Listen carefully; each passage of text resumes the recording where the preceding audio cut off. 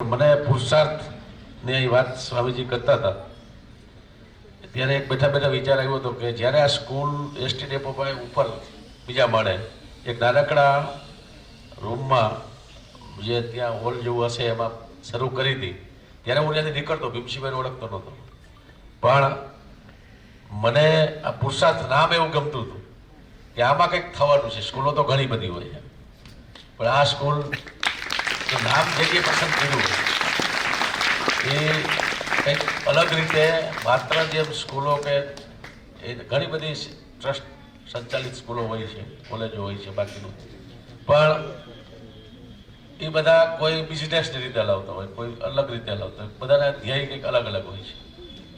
આ કંઈક અલગ વિચારથી કર્યું હોય એવું મને ત્યારે પુરુષાર્થ ખાલી નામથી, મારે ભીમસિંહભાઈ કોઈ પરિચય નહોતો, તો એવું લાગ્યું હતું ને આજ 19મા વર્ષે આપણે બધા જોઈ શકીએ છીએ કે ભાણવડ એટલે ગુજરાતના નકશામાં એક ખાડામાં હોય એવું એક ખાબોચિયું કહેવાય, અને એવા આપણી બધી અનુકૂળતા ન હોય, પ્રતિકૂળતાની વચ્ચે પછાત તાલુકો આપણો, એવા તાલુકામાં એક શિક્ષણની આ જ્યોત જે ખરા અર્થમાં જગાવી છે, એમાં ભીમસિંહભાઈ શિક્ષક જે અહીંના શિક્ષક પરિવાર છે, આચાર્યશ્રી હોય કે શિક્ષકો હોય, એની ખૂબ મહેનત અને એની પરિશ્રમ અને એક એવા ભાવથી કે આપણે ભગવાને જે કામ આપ્યું છે એ કામને આપણે માત્ર આપણા ફરજની રીતે નહીં, પણ આ આપણું છે, ખાલી શિક્ષક અને ટ્રસ્ટીગણ નહીં, નિયામકશ્રી નહીં.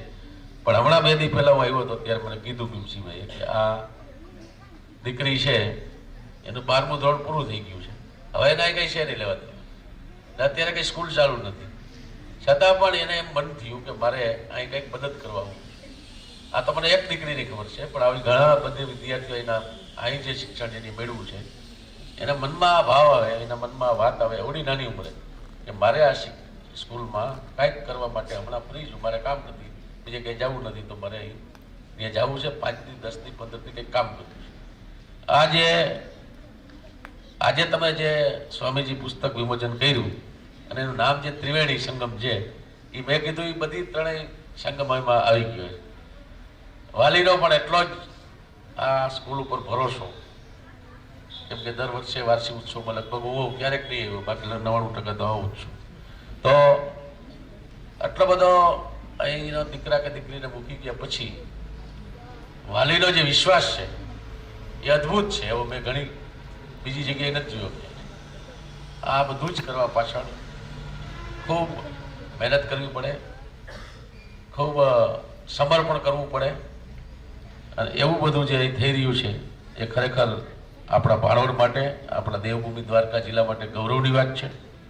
ગુજરાતની ચિલ્ડ્રન યુનિવર્સિટીમાં એની સાથે આ આપણા ભાણવડ જેવડી આ નાની સ્કૂલનો લગાવ થાય, એ મુલાકાત લઈએ, આપણે પસંદ કરે, આપણે અહીંયા એ એકદમ મદદ કરવા માટે તૈયાર હોય. આ બધું એમને નથી થતું, કંઈક જોયા સિવાય.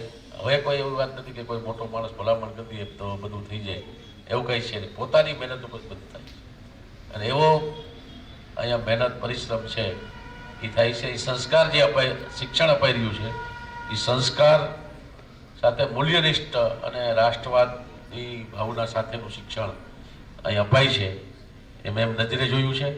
આ સંસ્થાના બધા ટ્રસ્ટી મંડળ, નિયામકશ્રી, આચાર્યશ્રી, શિક્ષકગણ બધાને હું જેટલા અભિનંદન આપું એટલો ઓછા છે. વિદ્યાર્થીઓની કાયમને માટે ખૂબ એ ઊંચા શિખરો સર કરે, એ ભણી ગણી અને IAS, IPS કે IFS અધિકારીઓ બને, ખૂબ મહાન વ્યક્તિઓ બને આ શાળાના. એવા મારા હૃદયપૂર્વકની શુભેચ્છાઓ સાથે મારી વાત પૂરી કરીશું. અસ્તુ ભારત.